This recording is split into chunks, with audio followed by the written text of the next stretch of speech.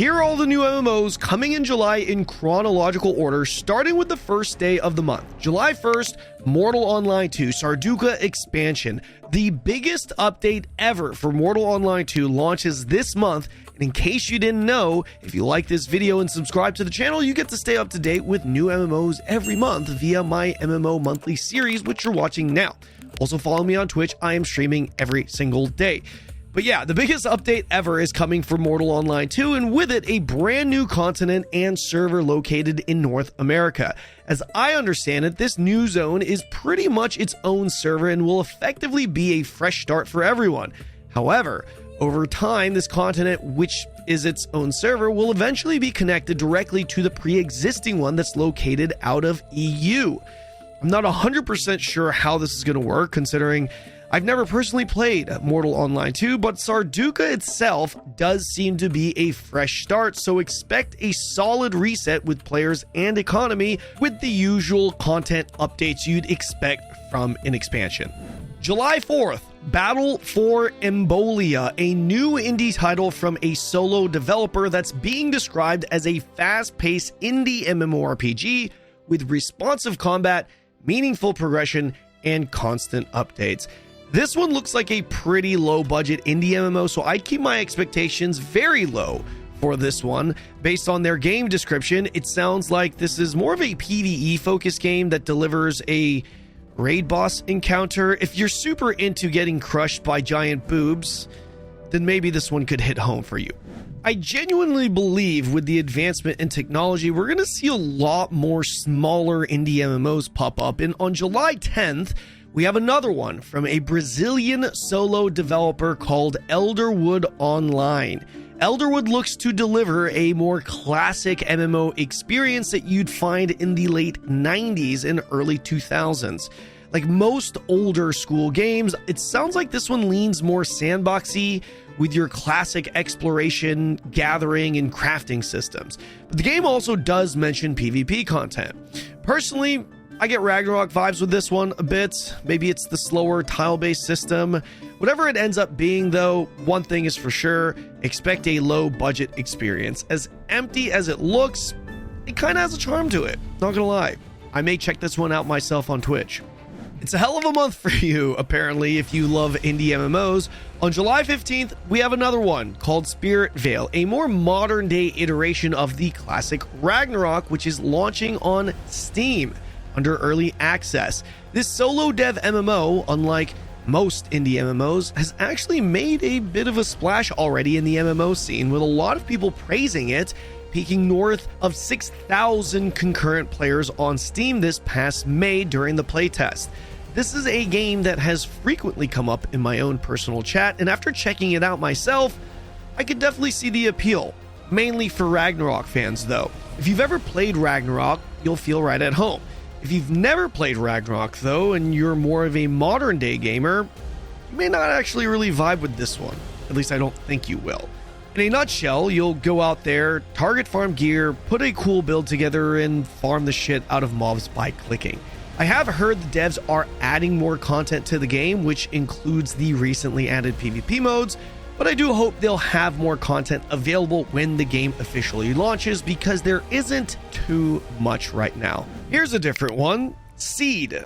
Quote, an advanced persistent MMO life simulator that places players in control of one or more seedlings, the inhabitants of a planet called Avesta.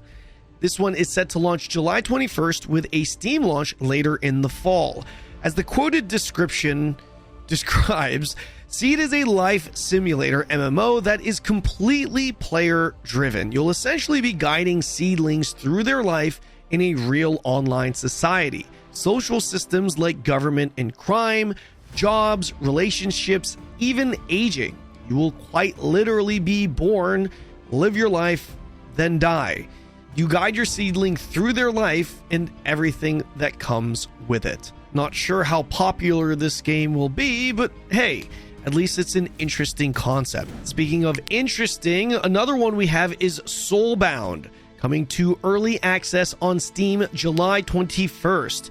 With this game, simply think roguelite bullet hell meets MMORPG. Soulbound is a pixel art game that tries to blend the roguelite bullet hell experience within an MMORPG world. So expect your usual towns in a map-based world, so not a seamless open world, with NPCs, workbenches, and even gathering nodes to interact with. And yes, it's all within a shared world, so expect to see other players.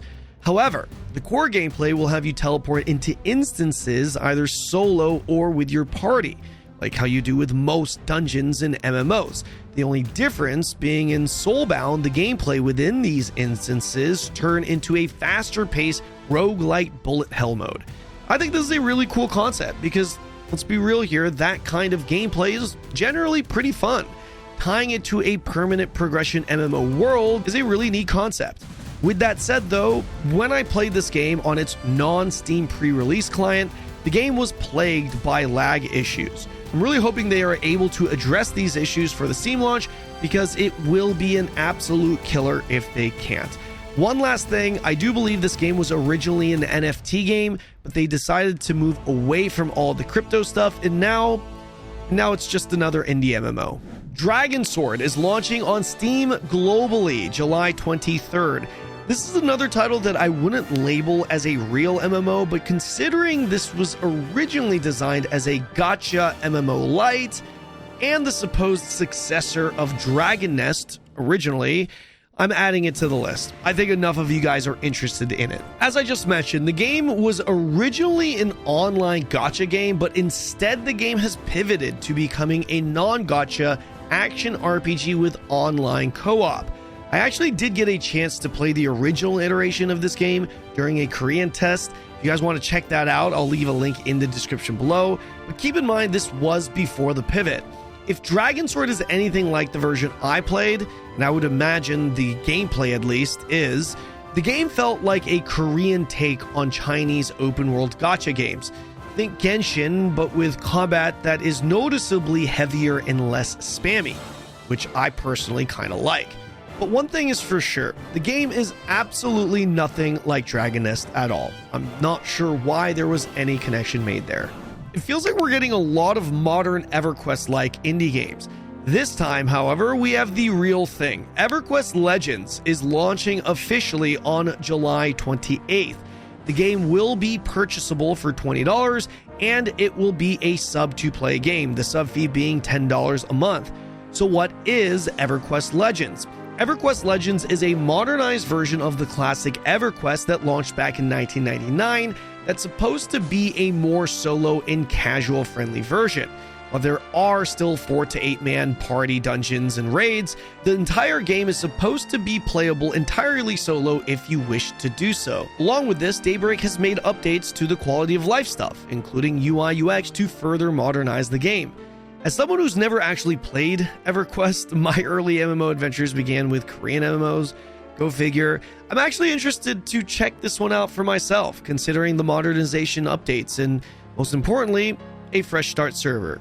And that's a wrap. Let me know if there are any games that I missed, and I will pin it at the top of the comment section. I am recording these videos prior to the month actually beginning, so there could definitely be some games that I left out. Don't forget to follow me on Twitch once again, and I will see you guys in the next video.